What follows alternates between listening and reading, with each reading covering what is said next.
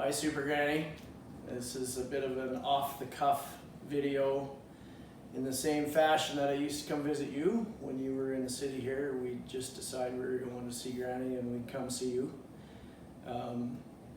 It's very off the cuff, but I've been thinking about it since you moved on to heaven. I remember back as a little guy staying with you and Grandpa, and we have the staple breakfast or snack, which would be toast with syrup, still something that we enjoy today.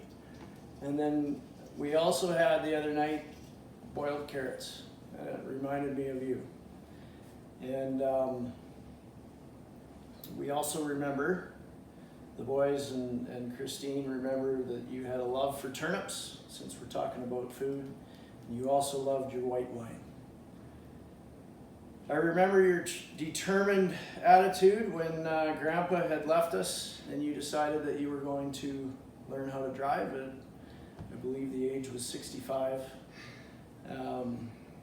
It was admirable, and I also remember with our cousins, Mark, Brent, and Barry, how we would giggle about the speed at which you drove, which wasn't very fast. But you made it to and from where you wanted to go, and you always did it safely, super safely.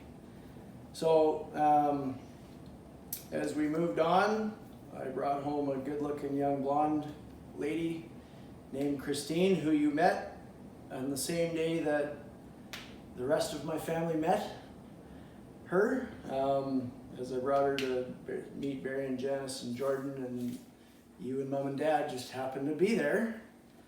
So, and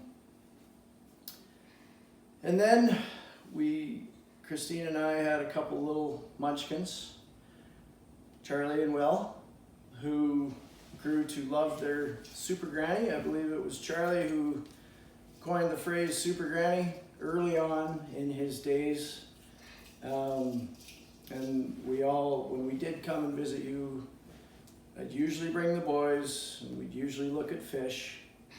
Go look at the fish, and then we'd go for a big adventure in Grandma's apartment, where the boys were always in awe of how big it was, and we'd walk up and down the halls and get you some exercise, and we'd have a visit, and the boys would they'd run up and down the hallways, which they probably weren't supposed to, and I do remember now that you would tell them to stop running. So.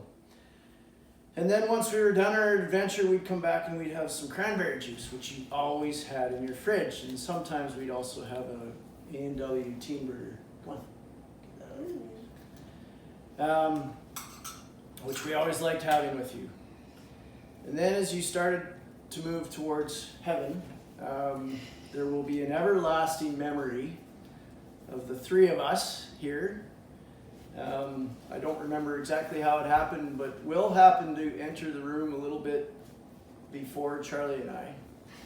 And that was at the same time, around the same time when you were seeing little boys in your room at night. And Will got a stern tongue lashing from you when you told him very clearly, told him to get out of your room and would not let him close to your bed. And to Will's credit, he